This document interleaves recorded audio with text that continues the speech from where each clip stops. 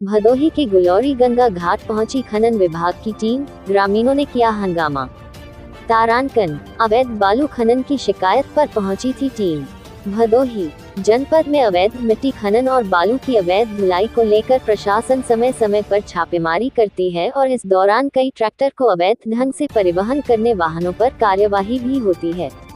कभी कभी प्रशासन के लोगों को कार्यवाही के दौरान विरोध का सामना भी करना पड़ता है।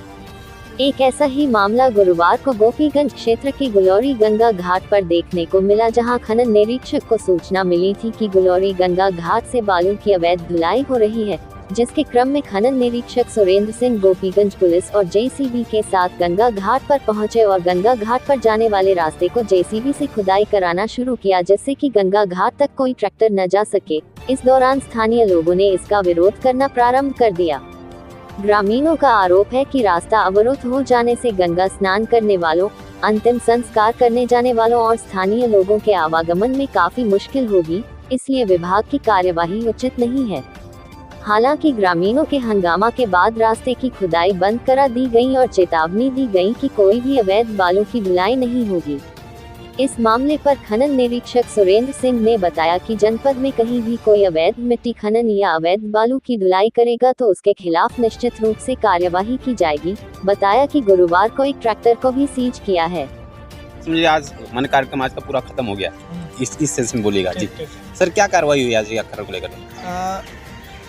सूचना प्राप्त हुई थी कि गुलौरी घाट से साधारण बालू का चोरी से निकासी की जा रही है, जिसके क्रम में छापेमार कार्रवाई की गई, जिसमें एक ट्रैक्टर पकड़ करके गोपीगंज थाने में सीज किया गया है।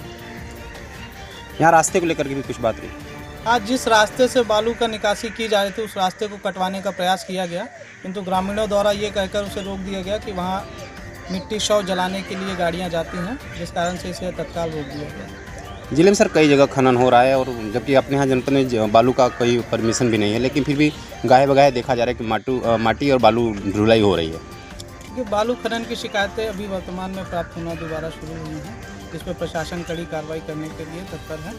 तुरंत इसे रुकवाया जाएगा और भविष्य में इस पर कड़ी निगरानी की जाएगी। मिट्टी खनन को लेकर सर क्या कहेंगे? मिट्टी खनन पर कार्रवाई हो रही है, कई सारी परमिशन जारी हैं।